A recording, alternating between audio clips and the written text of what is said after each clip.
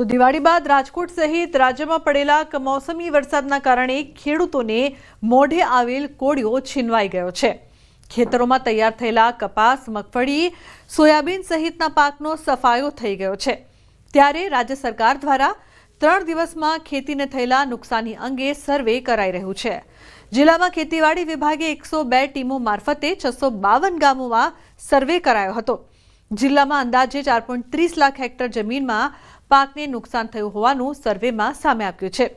ખેતીવાડી સર્વેનો રિપોર્ટ સરકારને સોંપી દીધો છે।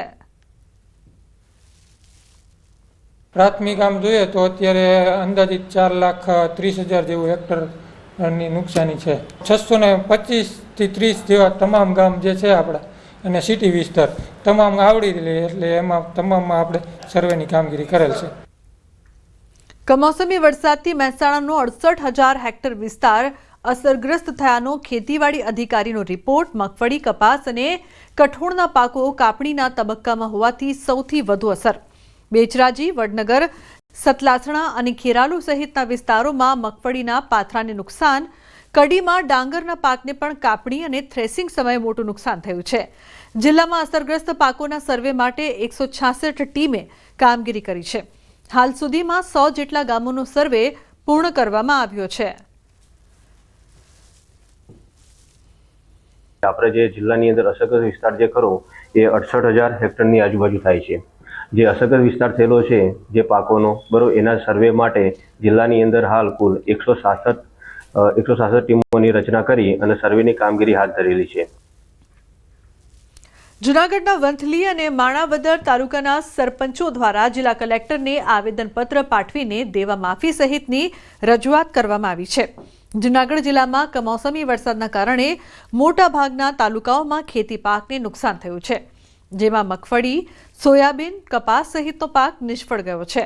તો બીજી તરફ ઢોર માટેનો ઘાસચારો પણ બચ્યો નથી, જેને લઈને જૂનાગઢ જિલ્લાના વંથલી અને માણાવદર તાલુકાના 60 થી વધુ સરપંચોએ ખેડૂતોના ન્યાય માટે જિલ્લા કલેક્ટરને આવેદનપત્ર પાઠવીને રજૂઆત કરી હતી, જેમાં ખેડૂતોના ધિરાણ સંપૂર્ણ માફ કરવામાં આવે તેમજ ખેડૂતોની નુકસાની અનુસાર મહત્તમ સહાય આપવામાં આવે સહિતની વિવિધ માંગોની રજૂઆત કરી હતી।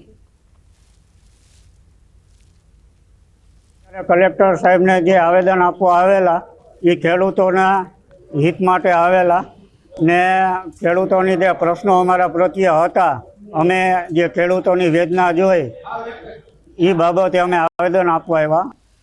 વંથલી અને માણાવદર તાલુકાના તમામ સરપંચો ભેગા થઈ અને કલેક્ટરશ્રીને આવેદન આપેલ છે કે એવી રજૂઆત કરેલ છે કે ખેડૂતોના સંપૂર્ણ દેવા માફ કરો અથવા રાહત પેકેજ એવું આપો કે જે ખેડૂત દેવાદાર ના બને કે આપઘાત કરવા મજબૂર ના થાય।